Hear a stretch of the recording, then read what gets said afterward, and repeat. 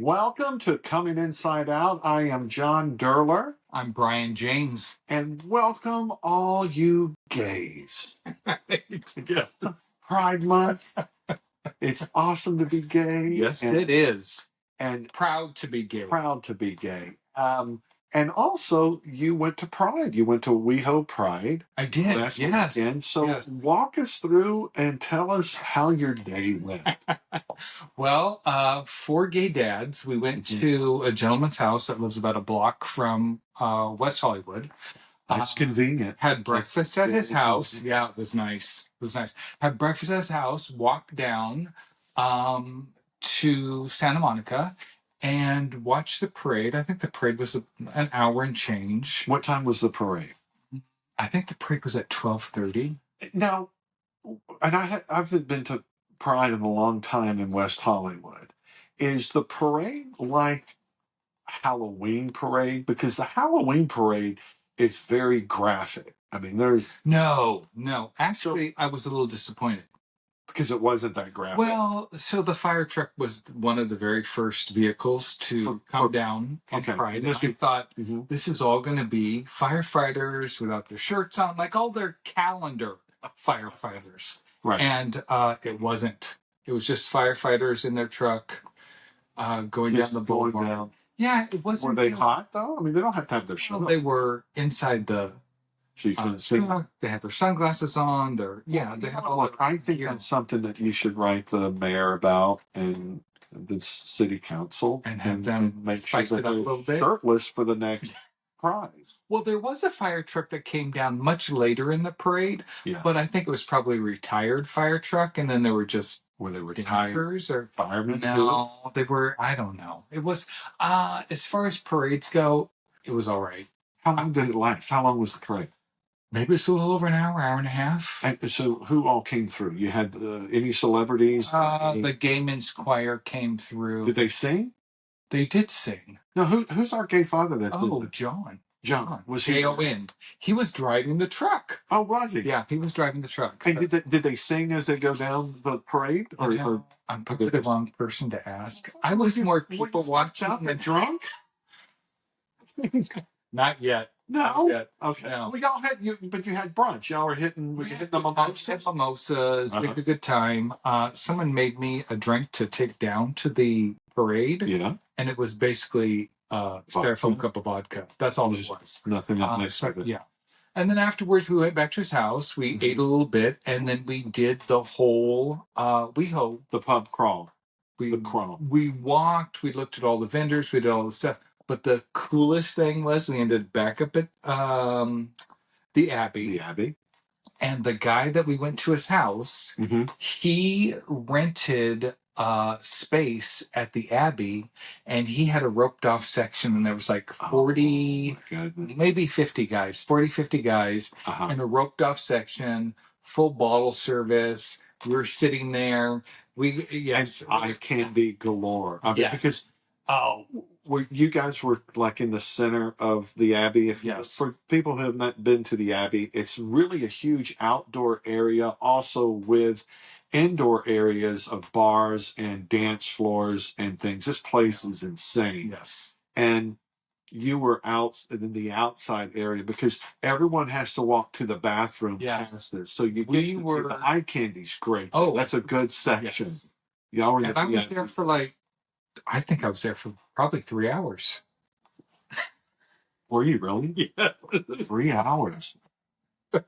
Yeah. So it was fun. And it was just packed up in. Oh, it was thousands and thousands of people. You have to walk down that route to go to the bathrooms. And the line for the bathrooms was always like 25, 30 people deep. So we saw everybody. But yeah, stayed there till probably 10 o'clock at night and then went home. So I had a G rated. That's a full day. I had an R rated. Well, you had a G rated. You had a nice one. Yes. You had a nice one, but that's a full day. Driving. Yeah. Oh, I got down there at 9:30 in the morning. Did my 10,000 steps in the morning because I didn't know if everybody was going to be walking at the parade. So, yeah, got my exercise in and then did my day. That's good. Well, happy Pride to everyone. Yes. We're all celebrating all over the world. Pride weekend. What else do we? What's this weekend and next weekend? So this weekend is LA. Well, well, that's the day, right? That's down at the park at downtown. I think that's happening today. Well, in Santa Monica, the AIDS ride ended. Correct? Yeah. Was today the end of it? I think they all ended in Santa Monica. All right. So, and then their big downtown tonight too. They've got things going on. And so that's good. Hey guys, we got a lesbian. Oh, who wrote in, and we've got a lesbian listener. If we have more lesbian listeners, we'd love to hear from you. You know, I think, what's great about this is we're all coming out in whatever way. And I think that this podcast, we'd love to talk about it. She's a 24-year-old lesbian. She goes, I really enjoy these episodes. And she also loves your voice. She says you sound like the actor Adam Scott. Which I had to look him up. Right. He was on, what's that, Big Little Lies. Big Little Lies. Reese Witherspoon's husband. Yeah. Yes. Yeah. So thank you for the emails. And listen, we're still love to hear from you. So again, we're at cominginsideout@gmail.com if you want to email us. And this came off of our YouTube page. So she commented off of YouTube. Off of YouTube. Yes.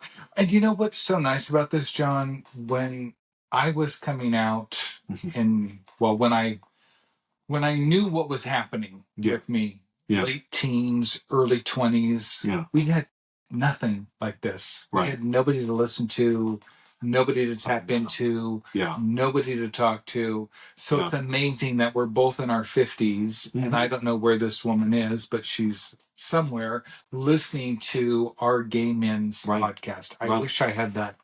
Yeah, and it's, I sometimes do a joke about the unattractive Republicans that live in the Midwest. There's a lot of, older couple, redneck Republicans. And they're unattractive? They're very unattractive, but they produce the hottest gay men. They do. They do. The parents are not that good looking. Their kids are like beautiful. Really? Yeah. And beautiful bodies or beautiful? They're beautiful from head to toe. It's so crazy. You talk to you meet these guys like, where are you from? Oh, I'm from but then you see on talk shows or whatever, my son came out gay, and it's like these ugly Republicans, but they produce some hot gay people. Okay. And they don't like to hear that. They don't like to hear that they produce really hot gay men. Well, I'll have to go start. I need to thank them. I got to thank those Republicans. There you go. You got to thank them.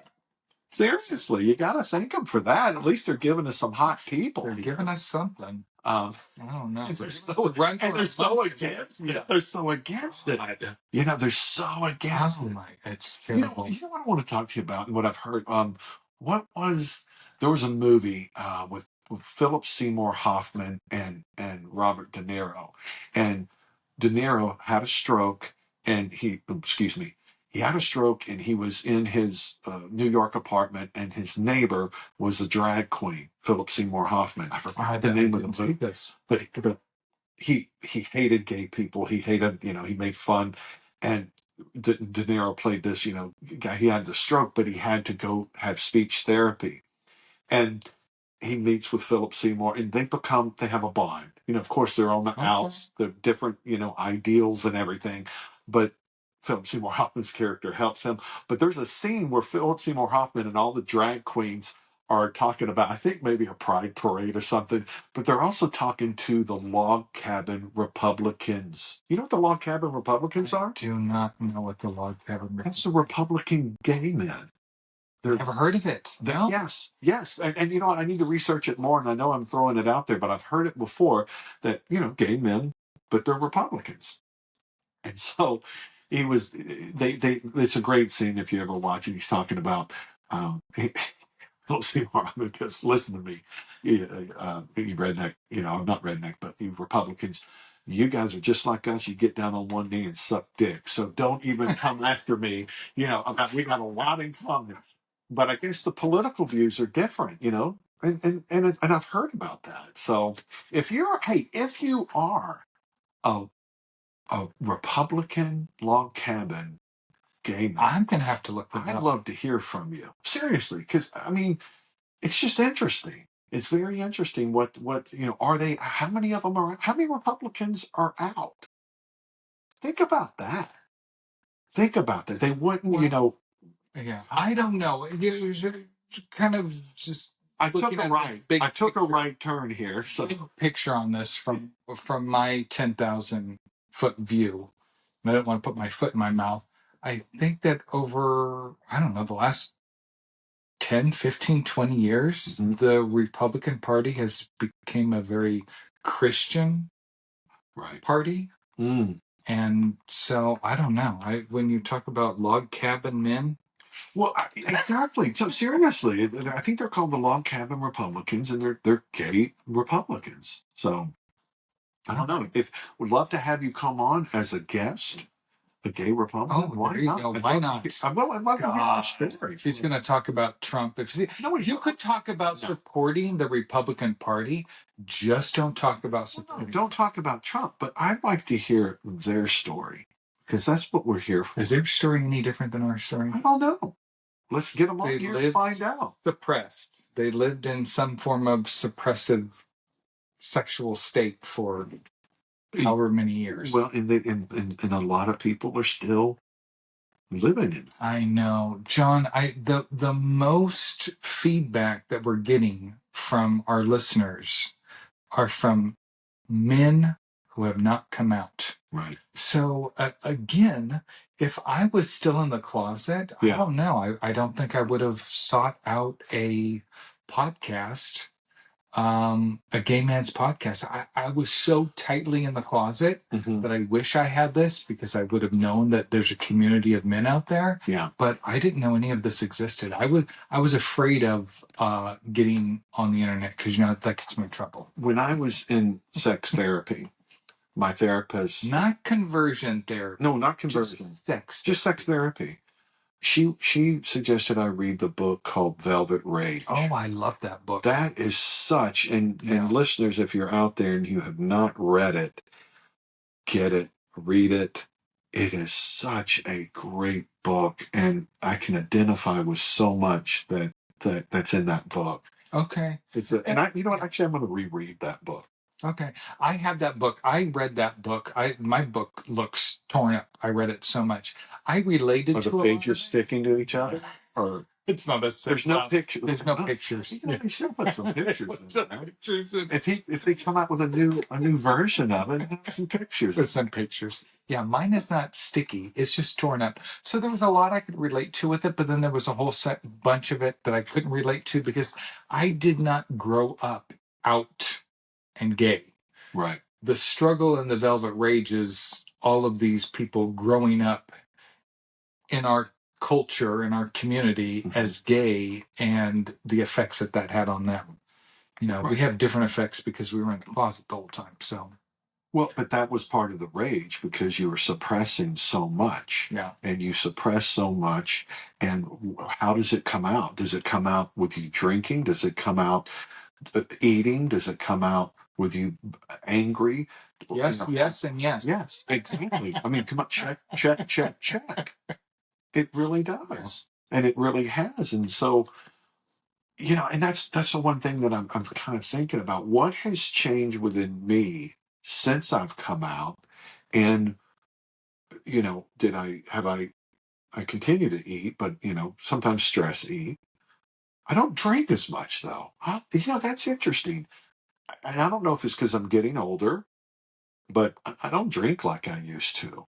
And I don't know, maybe that's if that was part of me coming out and I lost a vice. Did I lose a vice, coming out? Because there's so much, you suppress so much. And I did all my drinking during COVID. So I didn't drink before, and I'm not really drinking that much now, but I did most of my drinking during COVID. And eating too. What's your cocktail? What do you like? I like an old fashioned. What's in the old fashioned? Bourbon, orange rind, a little bit of muddled cherry of some sort, and like a sugar cube. It's it's delicious. Southern. It's delicious. Gentleman. Yeah. I like scotch. I like if I'm drinking, I like there's two. I like Johnny Black, Johnny Black, and I also like vodka tonics. Oh, vodka tonic. All right. Losing you. Oh, you're losing me? Well, I love you that. I don't know what's going on, but hopefully You gotta everybody can get closer to the mic. Yeah. All right. I'll gotta get closer to the mic. Here we go. Here we go. Um, Oh, and last week I'm going to segue for a second. I brought the book in. This is the book that I read that I referred to John back in 2022 when I was living the dark night of my soul. Yeah. This one, Project 369. There's 3 of them. This one's Evolved Consciousness. This book is freaking amazing. I have ripped this book up reading it, but it has all kinds of affirmations in here, stuff for every day. I don't know. I like this book. Yeah. You want to check that out? It is a good book, and I read it. Let's see. It's gonna flip to the page 2 to see how far he got in the book.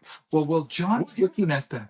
You haven't written it here. I don't write in there. I write in a separate journal because I did this book 5 times. I actually went through the entire book and then started over.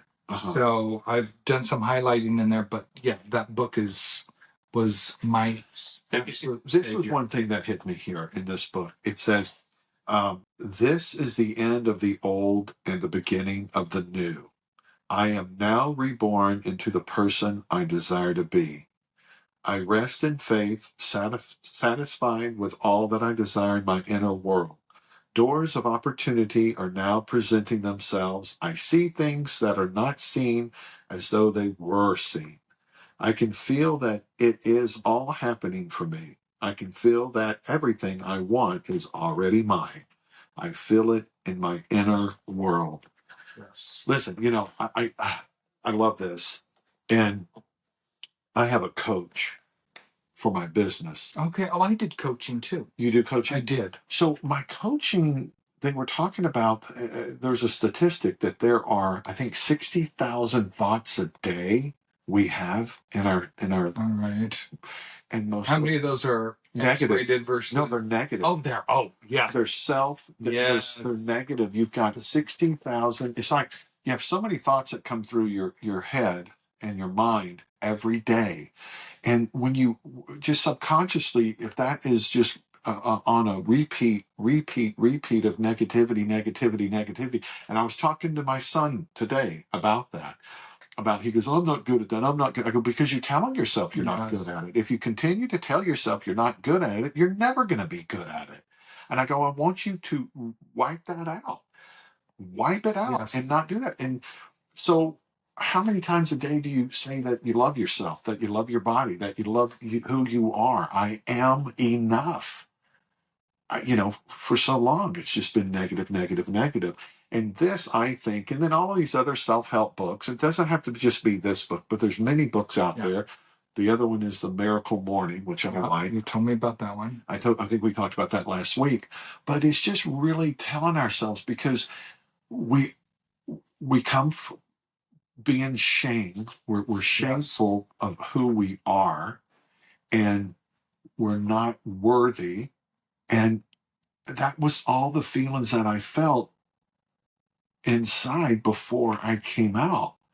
I was embarrassed of myself. I was embarrassed and shameful of who I am, or who, if people find out who I am. I didn't own it. I did not own it. And this is part of my transition of I'm owning who I am. I'm taking pride, because Pride Month, but it's part of that, have pride of who you are. And I'm thankful, that I read, reading all this stuff, but I'm thankful for you. I'm thankful for my friends, my gay fathers, the support, because this is a community that we have to support each other. We definitely have to support each other and not tear each other down. There can be some catty gay people that just tear each other apart. And, it can be fun and part, but there's a lot of people that just fucking tear people down. Yes. And they're looking for something They're looking to take the focus off them and put it on somebody else so because that they don't have to look at themselves. Because they're fucking hurting. Yeah. You know, I mean, honestly, because they're hurting. And go back to the velvet rage. That's part of it. That's part of the. He was talking about people tearing other people down because they need to make themselves feel good because they feel so fucking bad because they're not living their truth. Yes. So John, you know, you being in the closet, you hiding who you were, you being afraid that people were going to find you out. Yeah. I mean, you're out. Yeah. You're a dad. You have 2 teenagers. Mm-hmm. You still show up as the same person, don't you? Absolutely. You're the same guy that showed up at the basketball court as your heterosexual man versus who you are today. Yeah. Has anything significant changed with you? No. No, it has not changed. You know, and even coming out to people that you truly think that, oh my God, they're not gonna be my friend anymore. And we touched on this too before. But I want to reiterate that every single person I thought that was going to turn their back on me loved me. They love me and they're there for me. And one of my friends, I mean, he's just a Texas, you know, businessman and, you know, just macho and, you know, didn't talk much about gay people. And, you know, he was one of my best friends, but I told him, I told him over the phone, I said, man, I gotta tell you, because you're one of the last people that I have not come out to. And, you know, I live in California, he lives in Texas, but he was, oh my God, he was just so, he goes, man, he goes, John, I think that's great. He was blown away. He goes, I had no idea, John, that you know, what I mean, because, you know, he and I, we played the scene at bars with women. We did. We got our share. We totally got our share. I mean, we did. We were some hound dogs with women, you know. But he, you know, he was just so just loving and caring over the phone. And then, you know, we were on his ranch hunting. So don't judge me, please don't judge me. But anyway, we were hunting. I eat whatever I have killed. But we're sitting up there in the deer stand, and he goes, he said, so what's it like? He goes, what's it like? You know, I mean, are you dating anyone? What's, you know, what are you attracted to? Because he and I used to talk about just being attracted to women. Yes. But he had no idea. So for him, he was, so you know, what do you go after, you know? And I said, you know, it's interesting. Because my taste in men, I'm really open. Are you? All right. I get chased by the young bucks. I know you do. The 20-year-olds, those young bucks, you know, and I like them. They're fun and everything. And, you know, but, you know, some of the sad part of some of the young bucks are like their dad wasn't around. Their dad wasn't around for them. And look, it could be straight, gay, whatever, bi. You know, parents, just fucking show up for your kids.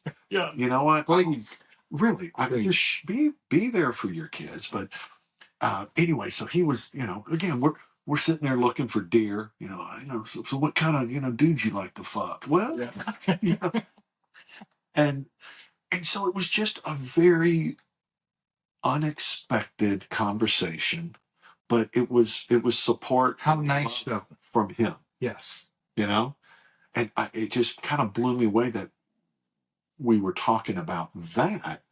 Because we were always, you know. Well, you're talking about other shit, maybe superficial shit. Well, yeah. And so, you know, my point is here, if you're out there, if you're lesbian, if you're bi, if you're gay, whatever, it's, you know, everyone that I expected to turn their back on me did not. They embraced me even more. So that was. John, this was your buddy that you had hung out with. So just for perspective for the listeners, when did you get married? How old were you when you married your wife? I was 40. I was 40. You were old, or was that the first time you were married? At 40? Yeah. Oh, yeah. I thought you guys had been married longer than that. No, okay. No. So you were a free man from up until your 40s. Did any of that involve other men, or it was all women? It was mostly women. There had been a couple, I think I told you about, I can't even, I don't want to, because I don't want to out anybody, but there was a couple. Okay. Let's just say that. Let's just say that. All right. Wow. Yeah. I did mysterious. Yes. I did not. No, I dated a long time women. I was dating a lot of women, but I had, experimented. But yeah, that was, and I thought, okay. I think had I experimented with men before meeting my wife, I would have just been gay. You think? And I know I would have been. And yeah, I was struggling with back then, but literally, I mean, this is how fucked up my mind was with all of this back in the day. I thought, okay, I'm 18 years old. I'm going to get a girlfriend, and these feelings I have towards men are going to go away. Oh, I have a girlfriend. They didn't go away. I'm going to get married, and then these feelings are going to go away. I'm going to have a kid, and then these feelings are going to go away. Yeah. I always thought that I was going to outgrow my attraction toward men when I was in my teens and 20s. I thought it was something that I could overcome. And, how naive is that? But I think that that's where a lot of men are. They're kind of hoping and praying that this goes away. Yeah. Yeah. Even to dig a little deeper, intimacy. Let's talk about intimacy. I think for me, it was more transactional, nothing being paid here, but transactional with men. It wasn't, I'm going to hold your hand. It's in the very beginning of my experimentation with men. It was not holding your hand, not kissing you, but it was just more of the sexual act and getting off and getting out. Yeah, that's coming out. That's versus coming inside out. You're coming out with your dick versus coming out emotional. Yeah, and so from my journey, I am ready for a relationship. Are you an open relationship or a closed relationship? I'm open. You're open. Either one. All right. I think. I don't know. We'll come back to that. But baby steps here. The thing of it is, for me, it was more of just having the sex and getting off. But it wasn't like, oh, I'm going to kiss, make out, cuddle, hold a hand. No, that's gay. It's right. I mean, but so sucking another guy's dick isn't that's gay, not gay. But making out with another guy's gay. Making out with a guy is gay. But sucking dick, no, that's not gay. That's just, it has to happen. That's like shaking hands. So I think somebody told me that one time. In the gay community, sucking a dick is like shaking a hand. Yeah, shaking a hand with the straight community. But now it's changed for me. Again, it's been 8 years, and it's all been a lot of transactional. But there's sometimes there's some guys that I date or have dated. Oh, you date? Well, I have dated. Okay. Yeah, I did for a while, and I say a while, a long time, for like a month and a half, and it was forever. It was nice. It was nice. It was a little geographic undesirable. He was down in Long Beach, but it was nice. And so, yeah, I'm totally, I'm in the stage of where I am of coming out. It would be nice to meet someone and share. We have some gay fathers that are married. We have a couple that they of course they were married to women. They had children on both sides, and now it's so lovely to hear them talk about their kids going off to college. And these two guys, they have I think a pretty good relationship. I think, correct me if I'm wrong, all around with the ex-wife. Yes. And it's been very accepting, and the beauty to see that and to hear that. These guys are so sweet. They're so nice, and they love each other. I mean, they really love each other. And When did we were all at when we went to the Abbey. When did we go? Where did we go? What was We were at the last time we were all together was at the Abbey. What did we go there for? To get drunk. I don't know. Just to hang out. We were all, there's a gay father. There was an outing for us. Yes. Right? It was a gay fathers out. And our two gay. There's about 15 or 16 of us there. There was a lot of us, but they were there and they were just hugging and kissing on each other. And I thought, man, how sweet is that? How sweet is that? So, look, if you're listening to us and you are currently married to a woman and you're driving or you're listening, it gets better. It gets better. It takes some time, but we all are at our own pace. But if you're thinking about coming out, if you have questions, please email us at cominginsideout@gmail.com. Yes. If you just need some advice and want to talk about it. Or if you need a support group. If you do need a support group, referrals to you. Support groups out there. Yes. And I think we're going to start bringing on guests. Right? We were supposed to bring somebody on today, but that didn't work out. So we're going to plan 2 weeks from now. We're going to plan. We're going to have, and it was so funny. Real quick, there was a friend of mine I've seen on TikTok, and I guess I can say his name because he's on TikTok and his full name is there. His name is Jamie Brickhouse. And Jamie, I'm going to reach out to you because I'd love for you to come on this podcast. He and I grew up in Texas, one street over, and he was gay. We used to play as kids, but I had no idea. And then now I see his name. I'm like, holy shit. And this kid came out in Texas as being young. I think he was so brave. Jamie, you're so brave, and I just want to talk to you. But I grew up with this kid. This isn't the kid with the fancy shit kickers on that you told us about in one of the first episodes? No. That was another guy. No, it's funny. He had some fancy shit kicker. He definitely did. That was Matthew. And again, I don't even know if Matthew was gay, but he liked Barbra Streisand. So, that tells me something. But Jamie, I definitely, I've texted, or we've talked on Facebook. We've hit back on Facebook, but he's always on there. He's done a couple shows and stuff on TikTok. He's really funny, but I would love to get him as a guest because I'd like to, to hear his story and his journey. Yes. We want to hear everybody. Yeah. Everybody has a unique story. Again, we'd love to get a female on here too. Yes, maybe our lesbian 24-year-old. Yeah, our 24-year-old lesbian. She wants to come on. Why not? We'll see.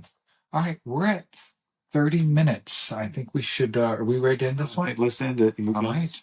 Take care of each other. Thank you so much for joining us. cominginsideout@gmail.com. Bye-bye. The last time that screen was so big, and I don't know why there's so much big. Maybe because I have my phone plugged into my laptop. It was always plugged into your laptop, though, right? No, I had a different cord for this last time. This is worrying me. You don't think it went? I think it's still going, actually.